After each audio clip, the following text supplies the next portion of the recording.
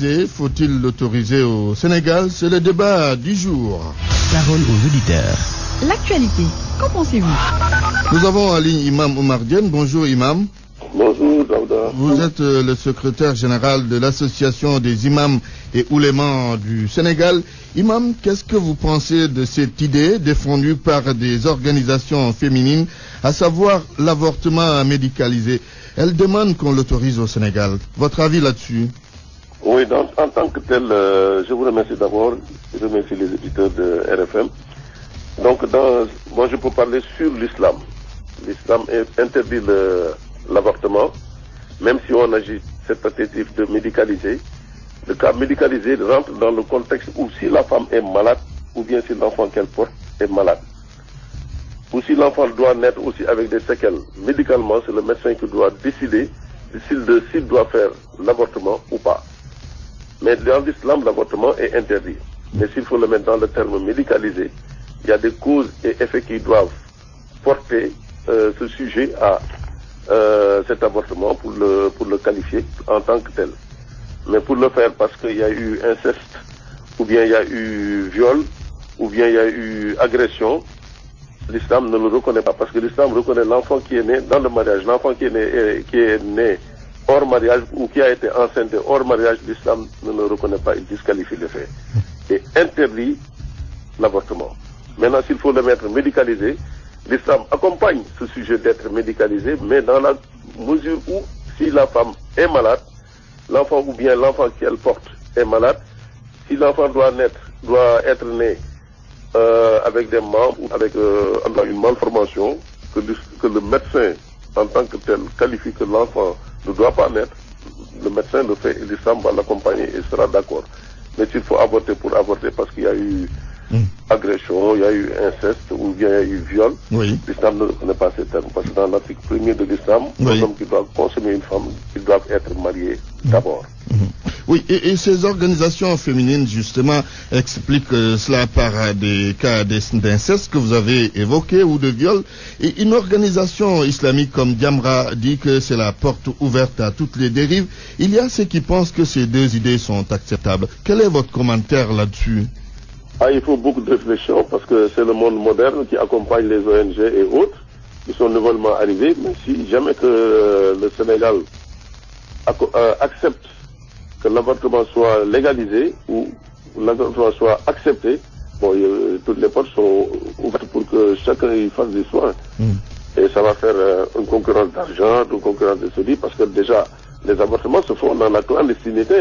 Il y en a qui le font bien, il y en a qui le font mal. Mais l'avortement existe au Sénégal, mais dans la clandestinité. C'est dans le calme et la discrétion que ça se fait. Mais c'est en train d'être fait parce qu'il y a eu beaucoup de... Pour éviter que les enfants qui naissent d'être jetés à des poubelles et autres, le Sénégal est arrivé à un temps où il faut réfléchir. L'islam l'interdit. Très bien, merci. Imam Oumar Diène, secrétaire général de l'association des imams et oulémas du Sénégal. Aujourd'hui, on parle de l'avortement médicalisé. Faut-il l'autoriser au Sénégal? C'est le point de vue des organisations de défense des droits des femmes. Ces organisations donc estiment qu'il faut autoriser l'avortement médicalisé au Sénégal. Nous sommes en ligne avec Madame Zahra-Iyane Thiam. Bonjour. Bonjour Antoine. Vous êtes conseillère à la présidence de la République. Faut-il légaliser l'avortement médicalisé? Vous savez, Antoine, la question de l'avortement est une question très sensible et très complexe. Je pense qu'il ne faut pas tout juste l'aborder en ces termes, faut-il légaliser ou pas, mais plutôt en saisir toutes les incidences, essayer de trouver une solution idoine. C'est vrai qu'il y a plusieurs religions qui interdisent l'avortement, notamment la religion musulmane ou la religion catholique. Mais dans tous les cas, il y a des exceptions. Et c'est par exemple quand il y a une incidence thérapeutique, si par exemple la vie de la maman est en danger ou autre. Et puisqu'il y a des cas comme ça, on pourrait éventuellement penser à d'autres cas. C'est le cas de l'inceste ou du viol. Mais dans tous les cas, même si par ailleurs c'est cela, il faudrait respecter le droit des uns et des autres. Et quand je parle de droit, c'est aussi bien le droit de la maman que le droit de l'enfant. Ce qui fait que pour moi, même l'islam l'encadre en disant les 3 premiers mois, je crois, le fœtus est là, mais il n'a pas encore d'âme, il ne vit pas encore. Donc, durant cette période-là, si l'avortement peut se faire, je pense que c'est pas une vie humaine qu'on enlève. Dans tous les cas, ce qu'il ne faudrait pas faire, c'est de légaliser la mort en disant que, parce qu'un avortement, c'est une vie humaine qu'on prend. Donc, si dans cet intervalle de 3 mois-là, l'avortement peut se faire, je veux dire, c'est tant mieux. Cela suppose beaucoup de choses. Si c'est par exemple le cas de l'inceste ou du viol, cela suppose que les gens puissent dénoncer. Il y a plusieurs cas qu'on devrait étudier. Mais dans tous les cas, pour moi, même si l'avortement doit être légalisé, il faut l'encadrer. Il faudra beaucoup réfléchir avec sérénité pour qu'on puisse trouver la meilleure formule. En prenant soin de respecter aussi bien les droits des uns que des autres. Alors, vous pensez pas qu'ils ont raison, ceux-là qui estiment que cette affaire est un couteau à double tranchant? Par exemple, l'autoriser, c'est vrai, c'est pour sauver des situations, mais aussi, ça peut être la porte ouverte à toutes les dérives. Mais bien sûr, je suis tout à fait en phase avec cela. C'est pourquoi je dis qu'il faut l'encadrer. Il y a des situations qui feront que même si avortement il y a par ailleurs, il n'y aura pas de perte en vie humaine. Par exemple, si cela intervient dans l'intervalle de 3 mois, le début des 3 mois, c'est pas une vie humaine que l'on prend puisque le fœtus n'est pas encore formé. Mais dans tous les cas, je pense que les organisations féminines, leur combat ne se trouve pas à ce niveau-là. Leur combat, c'est de se mobiliser en une seule femme pour dire, écoutez, il faut arrêter le fait qu'on épouse une femme et qu'on aille 10 ans à l'extérieur ou 5 ans à l'extérieur. C'est ça qui amène toutes ces situations-là. Donc le combat, ce n'est pas de dire il faut avorter. Le combat, c'est de dire qu'il faut respecter les droits des uns et des autres. Et respecter les droits des uns et des autres, c'est qu'on ne puisse pas vous épouser, qu'on vous laisse ici sur place, qu'on parte 5 ans, 10 ans et que vous soyez avec une autre femme à l'étranger. Surtout que c'est la femme qui en subit après toutes les conséquences. Très bien, très bien. Merci en tout cas, Zahra-Iyane Thiam, conseillère à la présidence de la République. Point de vue sur l'avortement médicalisé. Faut-il l'autoriser au Sénégal? Vous avez la parole.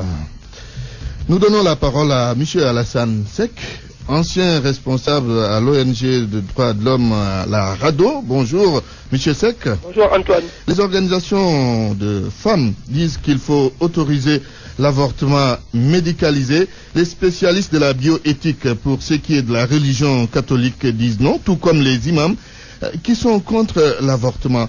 Alors, quelle est votre opinion sur ce débat? Antoine, c'est une question extrêmement délicate au Sénégal surtout, qui mérite beaucoup de réflexion, beaucoup d'intelligence.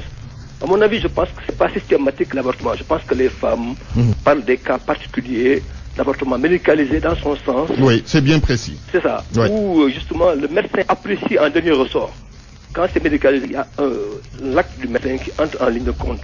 Plus que l'IVG, qui est une interruption volontaire de grossesse qui dépend de la femme. Je pense qu'il y a une nuance de taille qu'il faudra donc justement mettre en exergue, de façon à voir l'avis du médecin par rapport à la situation d'enjeu de vie de la mère porteuse. Je pense que c'est ça le plus important. À mon avis, quand il y a des cas où la femme porteuse est justement très malade, soit qu'elle soit très jeune ou trop jeune ou très vieille, entre guillemets, qui ne permet pas une grossesse normale, si le médecin apprécie en dernier ressort et dit qu'il faudra l'avortement pour sauver la femme, je pense qu'il n'y a pas de débat. Oui. Je pense que cela va de soi. Oui, pour une question aussi délicate que celle-là, dans une société aussi religieuse que notre société, parce que musulmane et chrétienne à la fois, alors comment réussir à poser ce débat et à réussir à faire accepter une telle situation, si tel devait être le cas?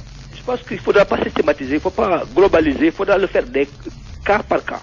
Je vois bien que aussi bien l'islam que le christianisme, de façon systématique, refusent l'avortement. Ça, c'est le débat. Ça, c'est notre débat. Mais je pense que sur le plan du principe médical, qu'un médecin qui constate qu'une grossesse va donc mettre en danger la vie de la mère porteuse, je pense qu'il n'y a pas besoin de débat. Il faudra sauver la mère. Je pense qu'on doit faire l'arbitrage entre un bébé qui a, comme disait tout à l'heure Madame Thiam, 2 mois et demi, 3 mois, qui n'est pas encore en termes de vie humaine, et sauver la mère porteuse qui est en danger de mort, justement, dans le processus de sa grossesse. Je pense qu'il faudra trancher pour justement le bénéfice de la mère, cela va de soi. Mais qu'on fasse, je pense, un peu la nuance entre IVG, qui dépend d'une femme qui, un bon matin, et dit que je veux arrêter ma grossesse. Ça, on ne peut pas l'autoriser, je pense, de façon automatique, aussi bien en France que partout ailleurs dans les pays qu'on dit civilisés.